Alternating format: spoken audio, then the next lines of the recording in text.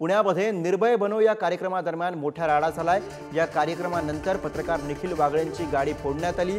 भाजप कार्यकर्त्यांनी वागळेंची गाडी फोडल्याचा आरोप करण्यात येतोय। दरम्यान रिपाईच्या कार्यकर्त्यांवरती शाईफेक झाली असून यावेळी कार्यकर्ते आक्रमक झालेत। या कार्यक्रम स्थळाच्या बाहेर समर्थक आणि विरोधकांमध्ये जोरदार घोषणाबाजी झाल्याचं पाहायला मिळालंय। दरम्यान या प्रकरणामधील संबंधितांवरती कारवाईचं आश्वासन पोलीस आणि राज्याचे गृहमंत्री देवेंद्र फडणवीस यांनी दिले।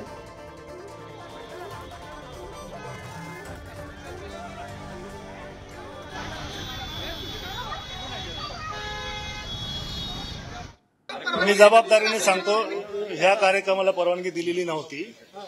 असं असताना काही कार्यकर्ते जमलेत म्हणून आम्ही इथं मोठ्या प्रमाणात बंदोबस्त लावलेला होता आणि निखिल वागळे ही इथं येणार आहेत तेही समजलं होतं। त्यांच्यावर कालच पुणे शहरामध्ये गुन्हा दाखल झालेला आहे, त्यामुळे त्यांच्याविरुद्ध वातावरण याची त्यांना कल्पना दिलेली होती आणि त्यांच्यासोबत आम्ही काही ठिकाणी पोलीस पण पाठवलेले होते। पण ते ज्यावेळेस निघाले त्यांच्या प्रायव्हेट गाडीमध्ये निघाल्यामुळे रस्त्यावर कोणीतरी दगडफेक केलेली आहे, त्याच्यात पूर्णपणे कारवाई केली जाईल। दरम्यान या प्रकरणामध्ये कारवाईचं आश्वासन हे गृहमंत्री फडणवीसांनी दिलंय। कायदा आणि सुव्यवस्था कोणी हातामध्ये घेऊ नये, ती कोणी भाजपचा असो कोणी असो कोणी हातात घेतली तरी आम्ही त्याच्यावर कारवाई करूच।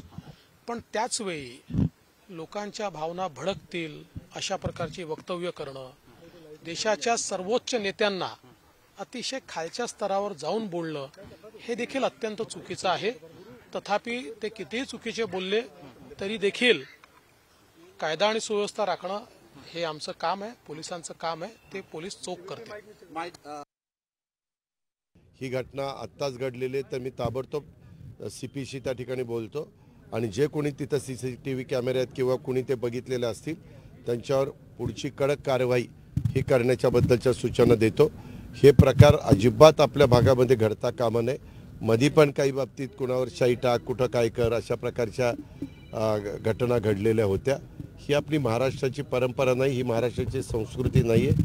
ही आपल्याला चव्हाण साहेबांनी जो महाराष्ट्र घडवला किंवा ज्या महाराष्ट्राला सुसंस्कृतपणा दिला तो त्याला ह्या अशा प्रकारच्या घटना काळीमा फासण्याचं काम करतात, हे होता कामा नये।